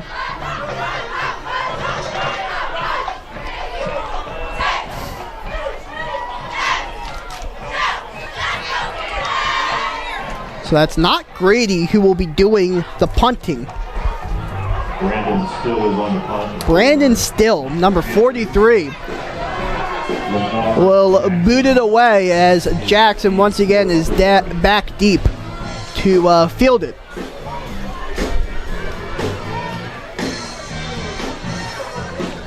Oh, I'm not sure. Oh, there was a couple of things that happened there. It looked like Salahood tried to field it. He then got laid out by an Upper Darby defender. And did Still put his knee down when he caught the ball? He might have. Brandon Still's knee was down when he caught I saw this happen a couple weeks ago. Actually, Upper Darby was on the opposite side of this. Their quarterback put his knee down when he fielded a punt against Upper Darby, or against Garnet Valley, excuse me. So the opposite happens here.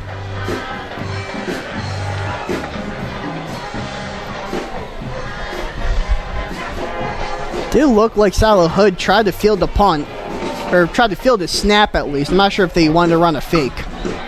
But O'Donnell is in at quarterback once again. Upper Darby would like to at least come out of this game with a touchdown, as O'Donnell was going to go to the air but tucks it down and he's going to get sacked. Couple of different Panthers in there.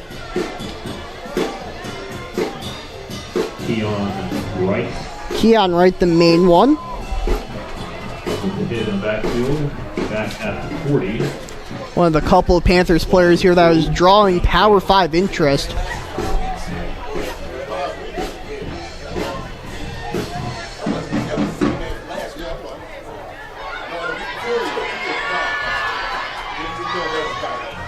And a new player back in the backfield and that quarterback that was basically thrown to a Cheltenham defender. That's number 16, Chad Brown, now in that quarterback. So they put him in for a play as O'Donnell now comes back in. And Brown basically just threw that right to a Cheltenham defender, and they were unable to pick it off. Third down and 12. It's now 3rd and 12. O'Donnell now back in after being taken out for a play. Rolls near side, immediately is faced with Keon Wright, avoids Williams, but is unable to avoid all the other defenders for Cheltenham.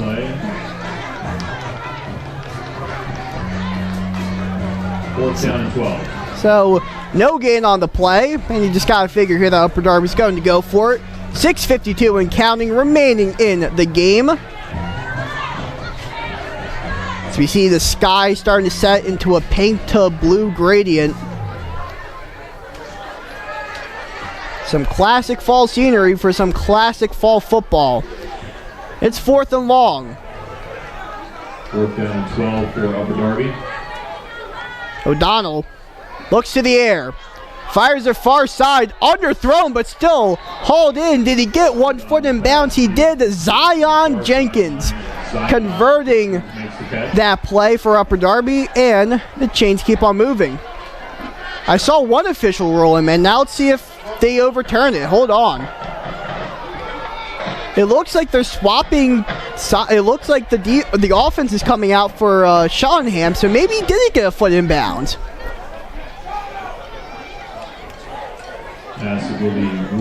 So they rule it incomplete. That's a shame. O'Donnell finally able to get a pass off. Just lofts it to Jenkins, but was unable to come down inbounds with it. That looked good from here, but I am on the opposite side of the field, so I believe the official's view is probably better than mine. as Ingram and the offense will return to the field. 3 receivers near. They hand it off. That's McLeod going up the middle with it. Cheltenham, after putting up 20 in the first half, have only scored 1 touchdown. They get a 2-point conversion. That same time, they haven't really needed to kept the foot on the gas with the offense. Their defense has been playing spectacularly. They haven't had to worry about Upper Darby really coming back in this game.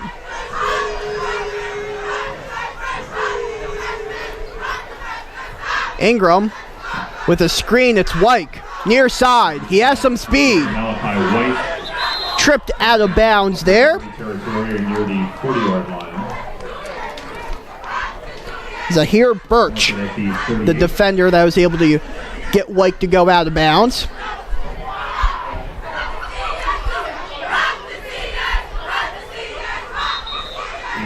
Pickup good for Cheltenham, first down at the 38-yard line. So a timeout is called for Upper Darby. They call a timeout probably just to get their players a quick little rest. 5:27. Before we close out this game, we do want to give another quick thank you to our sponsor, as today's game is brought to you in part by Robertson Gamble, your #1 source for property management and restoration, specializing in storm damage cleanup, serving New Jersey and Eastern Pennsylvania. Visit www.robertsongamble.com to learn more. Thank you to Robertson Gamble for sponsoring today's game. And once again, don't feel free to drop the Sports Fanbase Network a follow on all social medias at the SFBN, Twitter, Instagram, and Facebook. Also, make sure you subscribe to the YouTube channel you're currently watching this game on. Your support means the world to us.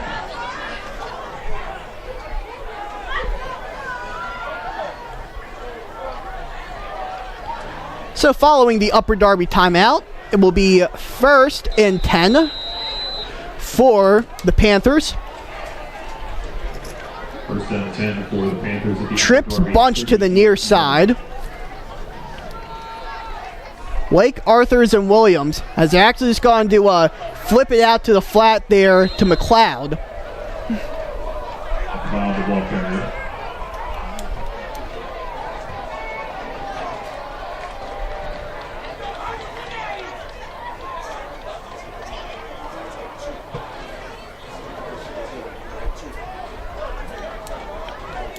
So McLeod picks up about 5 yards on the play, slices the yardage they need to gain in half for the first down. It will be 2nd down and 4. Same formation.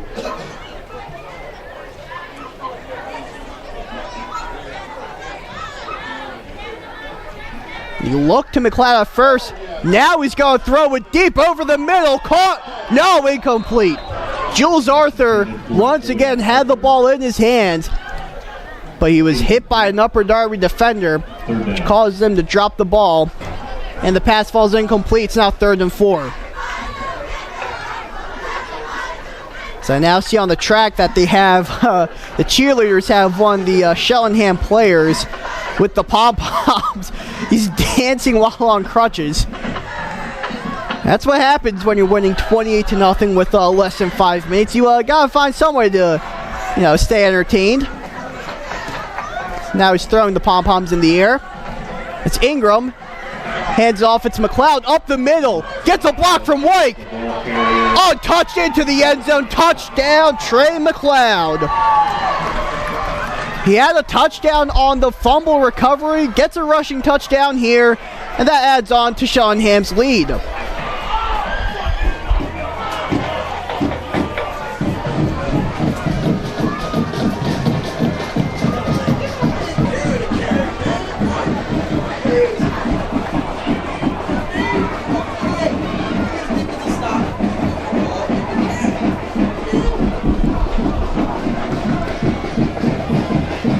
I do see Ingram coming back out onto the field, so not that they need to go for 2, but it appears that Cheltenham will go for 2.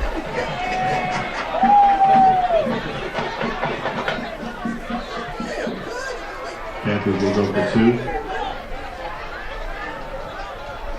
Pagbaia in motion. Handoff Salahud up the middle. But Upper Darby's able to stop him before he crosses the plane. Stopped on the run with 4:48 to go in the delegation. So the 2-point conversion does not go, but Cheltenham still with a commanding 34-0 lead with 4:48 left here in the game here in Winco, Pennsylvania.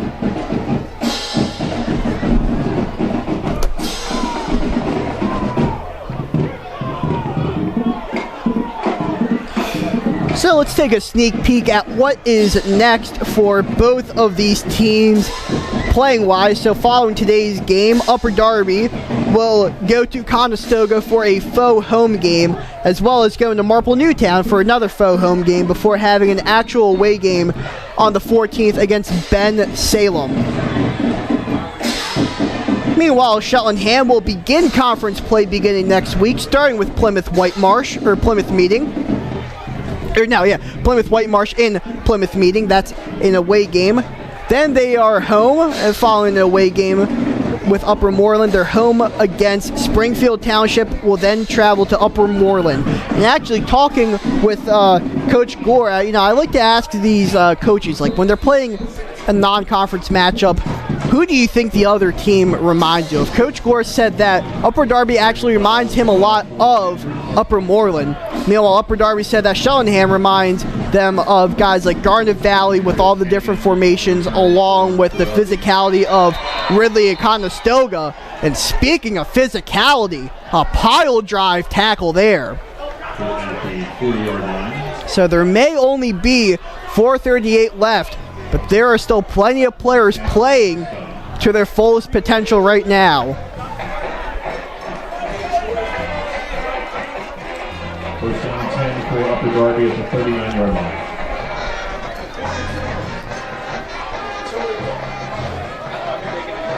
So O'Donnell stays in at quarterback, down 34.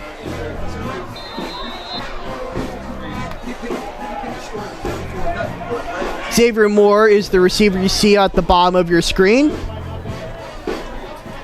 O'Donnell looks to throw. Jump pass almost. Oh, so close to being intercepted.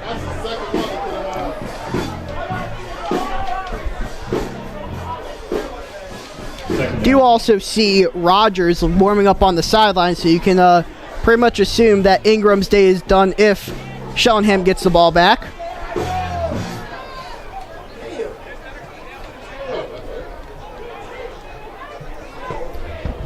Same formation, we got Stevens now near side slot. O'Donnell along with Jackson in the backfield.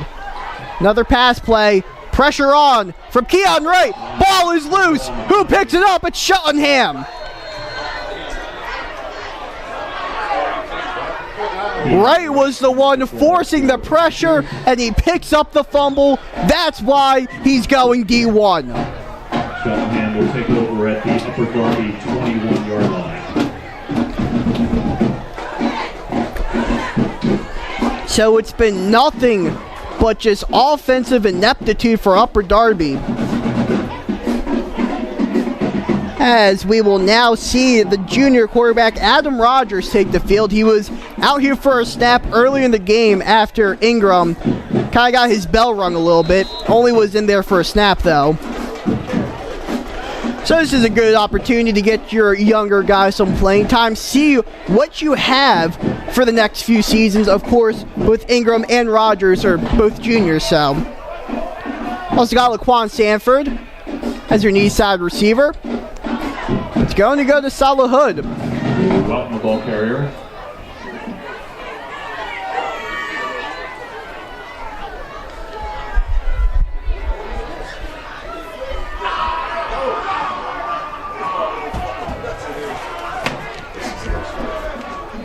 So a couple of yards gained there on the play. Pick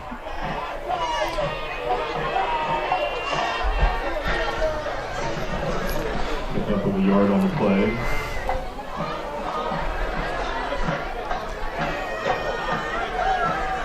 So 1 yard gain. Second and about 9. Rogers once again with the handoff. And fighting his way for a couple more yards once again, Salahud.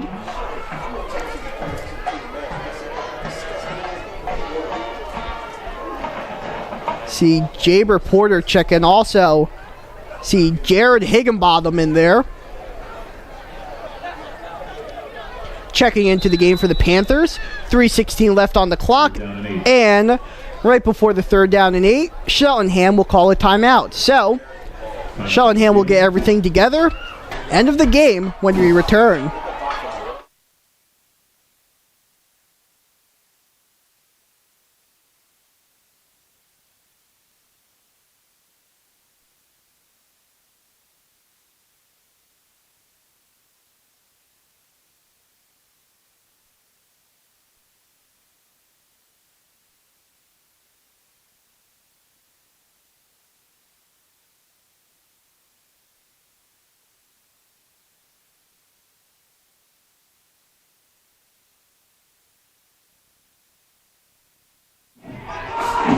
And welcome back. It's 3rd down now for Cheltenham. Not really a big one considering that they're up 34, but might be big for a couple of people considering that this might be one of the few playing times they get. Tyrese Alexander-Lee Odom, who has a touchdown catch, checks in late. Rogers takes a snap. It's a handoff there. That's numbers 36, Pharaoh Brooks on the carry. And that'll make it about 4th and manageable. It looks like they'll go for it. Get your young guys this kind of experience, a 4th down conversion here.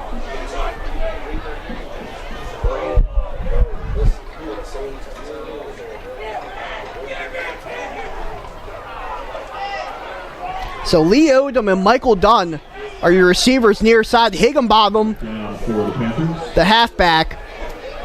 And Rogers will try and convert here on 4th and short. Hand it off to Higginbotham. He fights his way and is pushed down to the ground.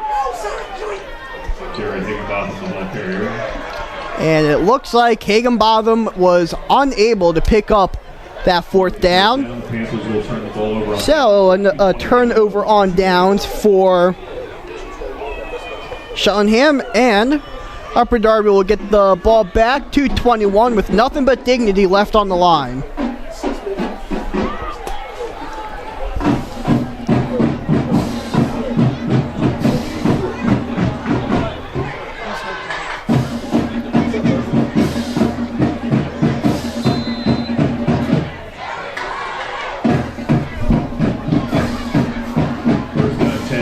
Darby at the 16-yard line. O'Donnell hands it off. That's LeVar Jackson. Oh, great tackle there.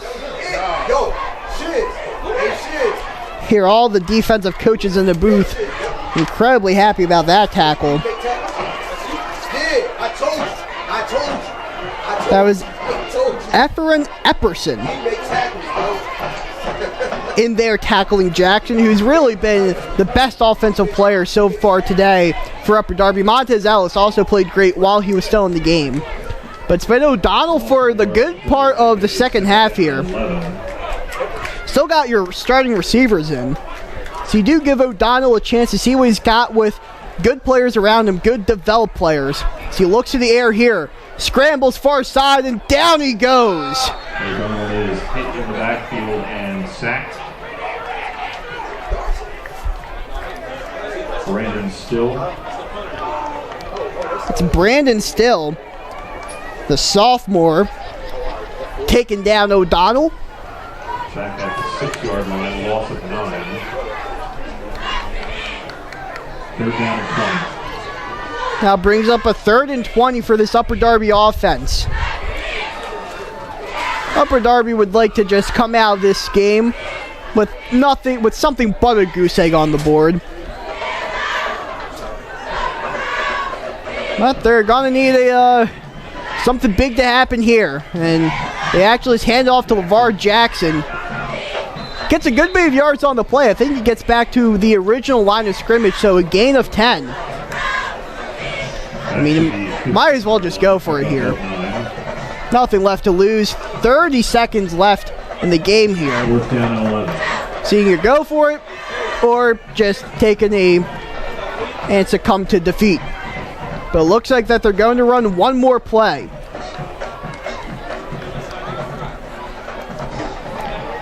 Moore and Kengo near side, Jenkins on the far side, Jackson is the halfback. O'Donnell looks to the air, fires it deep over the middle, and it is incomplete, intended for Zion Jenkins. That will be the final play of That ends it here in Cheltenham as the Panthers take this one from the Royals 34-0. An absolute masterclass on both sides for Cheltenham. My personal player of the game, I gotta give it to number 3, Trey McLeod. Had 2 touchdowns, one of them rushing, another one a strip fumble. He took it right out of the Upper Darby offensive player's hand and took it right into the end zone. He's responsible for 2 of the touchdowns here.